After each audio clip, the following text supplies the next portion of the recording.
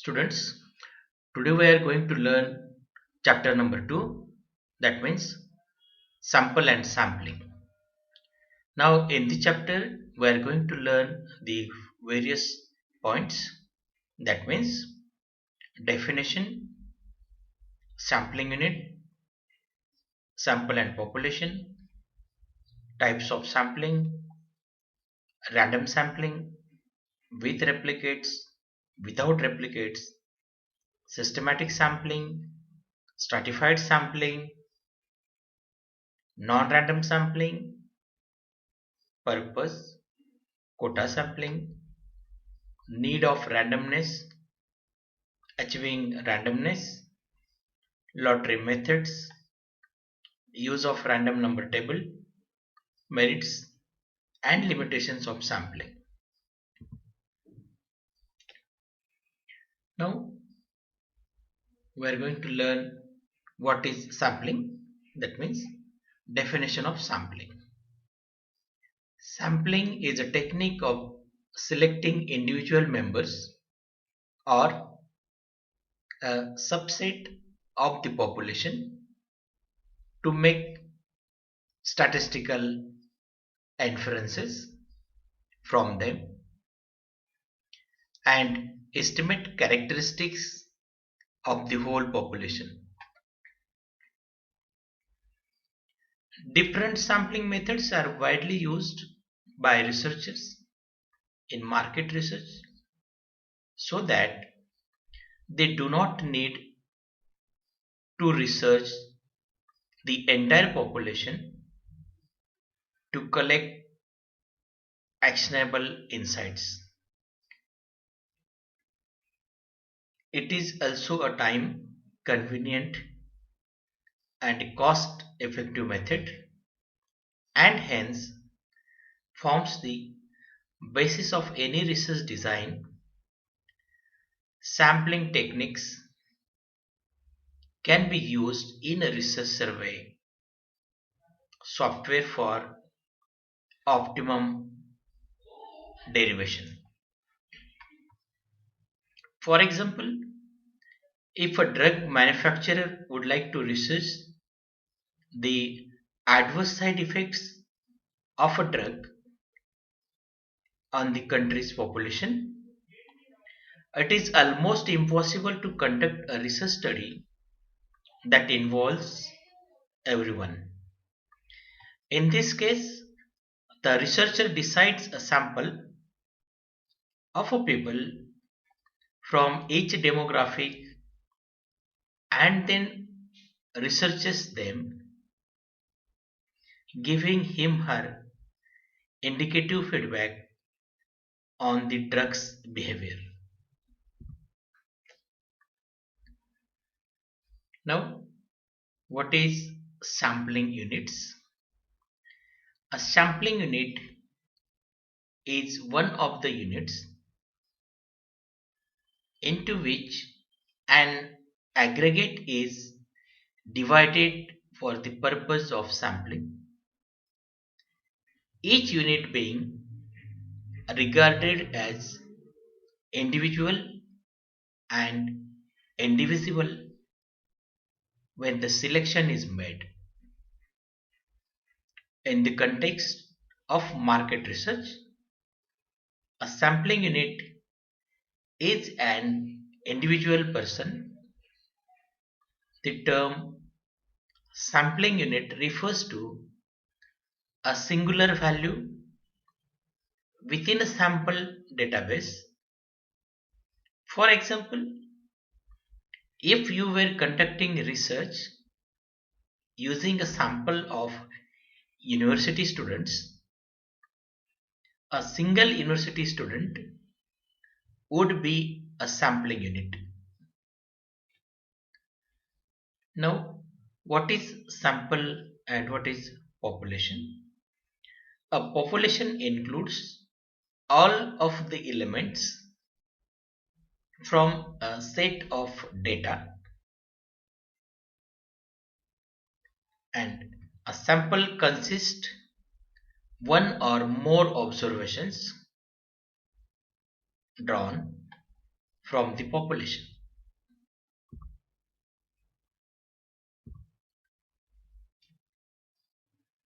Next is types of methods for collection of data. Various methods are used for the collection of data. A census method is the method in which data is collected from each and every unit of the population. Thus, census method is also known as complete enumeration method. On the other hand, a sample method is the method in which data is collected from a part of population, and whatever the results or conclusions are drawn, those will be extended to the universe or population. Hence, sample method is known as partial enumeration method. In other words, sample is a small portion of the population that is examined, and whatever the characteristics that are found will be extended to the entire universe or population. Thus, for the purpose of estimating or determining population characteristics, instead of considering census method, sample method is used. The census method is suitable when the population is finite and reasonably small. Now we are going to see the types of sampling. Sampling is of two types. First, random sampling. It is also known as probability sampling, and second one is known as non-random sampling or non-probability sampling. Let's take a closer look at these two methods of sampling. Now first, random or probability sampling. Probability sampling is a sampling technique where a researcher sets a selection of a few criteria and chooses members of a population randomly. All the members have an equal opportunity to be a part of the small sample with these selection parameters. Now, number two is non-random sampling or non-probability sampling. In non-probability sampling, the researcher chooses member for research at random. This sampling method is not a fixed or predefined selection process. This makes it difficult for all elements of a population to have equal opportunities to be included in a sample. In this lecture, we discuss the various probability and non-probability sampling methods that you can implement in any market research study. Now, this is the flow chart of types of sampling. Are the two types of sampling, random sampling and non-random sampling, or non-probability sampling. Now this random sampling or probability sampling is again divided into four different groups. Now first, simple random sampling. Now this simple random sampling again classified into two various groups. One is lottery method, second one is random number sample. Now this second method of random sampling is cluster random sampling, third systematic random sampling, and fourth stratified random sampling. Now non-random sampling or non-probability sampling is also divided into four various groups. First, convenience non-random sampling. Second, judgmental or purposive non-random sampling. Third one is snowball non-random sampling, and fourth, quota non-random sampling. Types of probability sampling with examples we learn one by one. Now probability sampling is a sampling techniques in which researchers choose samples from a larger population using a method based on the theory of probability. This sampling method considers every member of the population and forms samples based on a fixed process. For example, in a population of 1000 members, every member will have a 1 by 1000 chance of being selected to be a part of a sample. Probability sampling estimates bias in the population and gives all members a fair chance to be included in the sample. Types of random or probability sampling. The first type is simple random sampling. One of the best probability sampling techniques that helps in saving time and resources is the simple random sampling method. It is a reliable method of obtaining information where every single member of a population is chosen randomly, merely by chance. Each individual has the same probability of being chosen to be a part of a sample. For example, in an organization of 500 employees, if the HR team decides on conducting team building activities, it is highly likely that they would prefer picking seeds out of a ball. In this case, each of the 500 employees has an equal opportunity of being selected.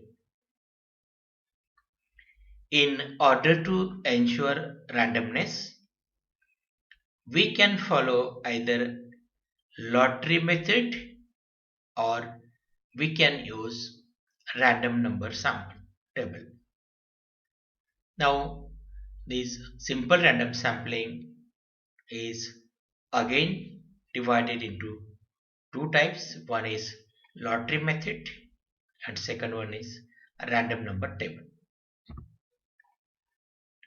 Now we do the first lottery method.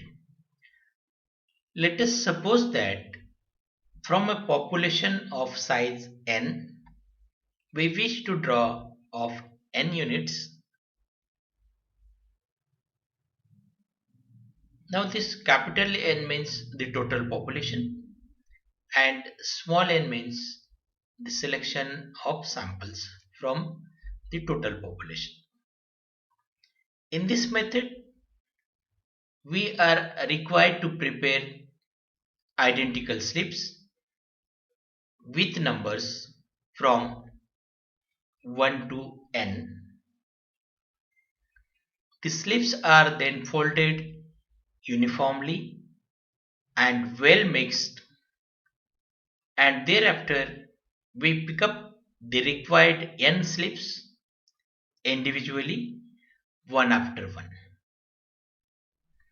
Those n units constitutes the required sample. For example, if we wish to draw a sample of 10 patients suffering from an ailment of 85 patients, then number all patients from 1 to 85 and prepare 85 identical slips, same color, same size, same fold, with numbers 1, 2, 3, 4 up to 85. Well mix the slips and draw 10 slips one after one in a blindfold method. It is a popular method which is used in practice. However, the drawback of the method is when the population size is very large, then preparation of slips becomes a troublesome task.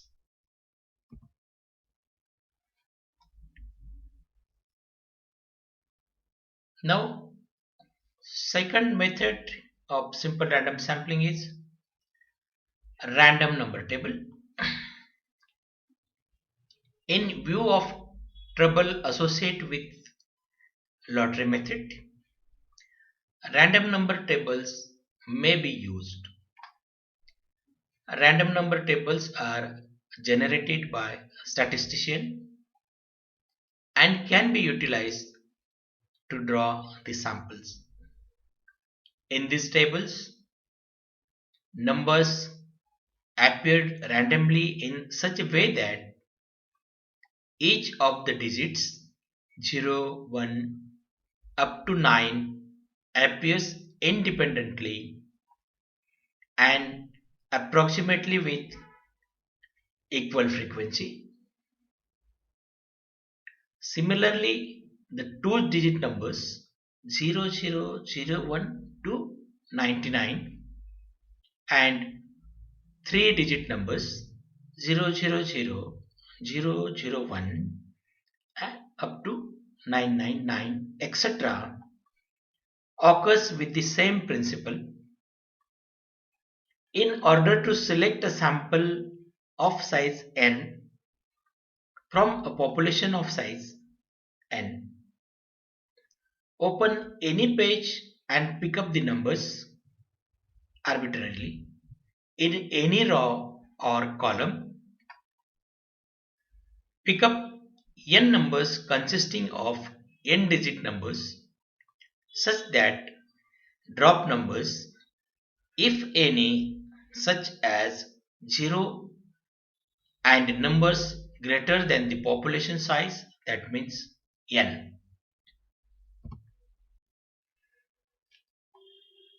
For example, if we wish to draw the sample of 10 patients from 85 patients, let us consider two digit numbers from a random number table, considering from 6th row and 3rd column, taking first two digits vertically drawn so that we will get the sample as follows: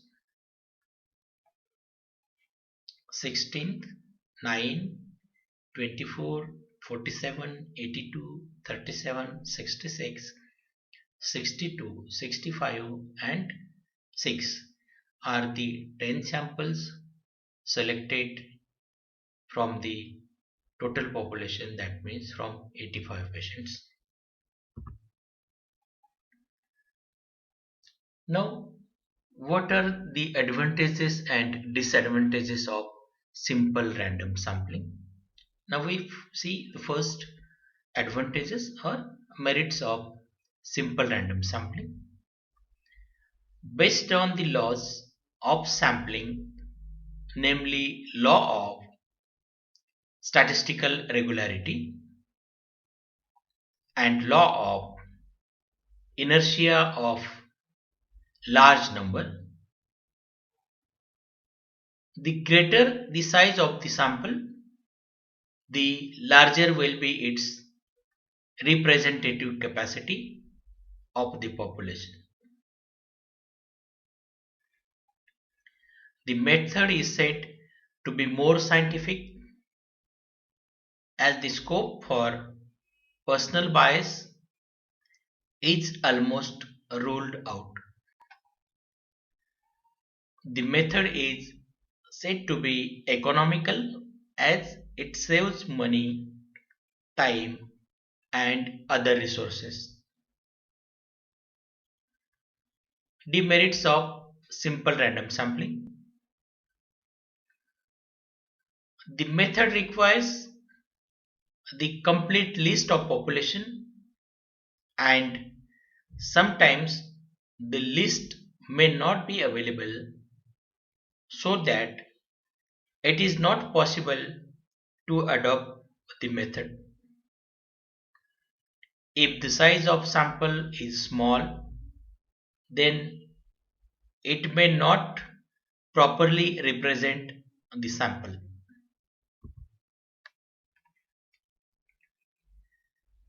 Now, second method of random sampling is multi-stage, or it is also known as cluster random sampling.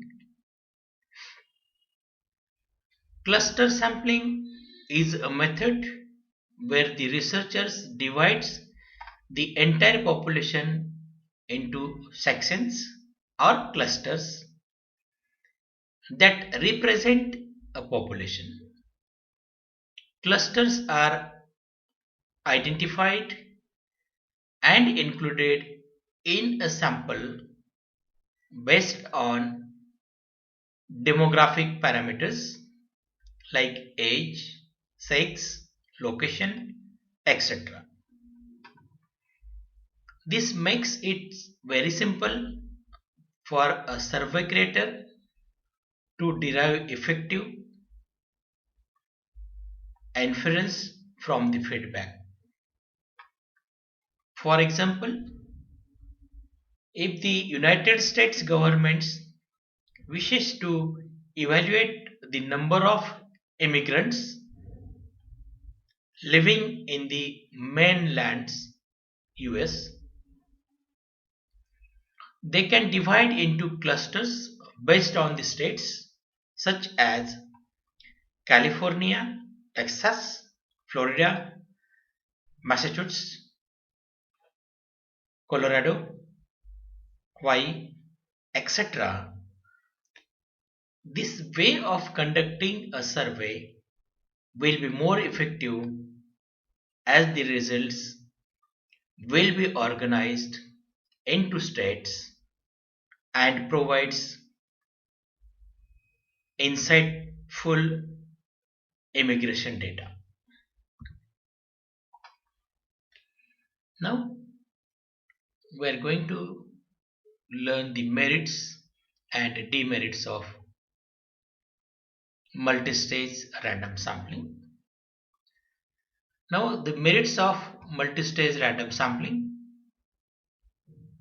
The method is suitable in large-scale surveys where units are very big and it is not possible to take up complete enumeration.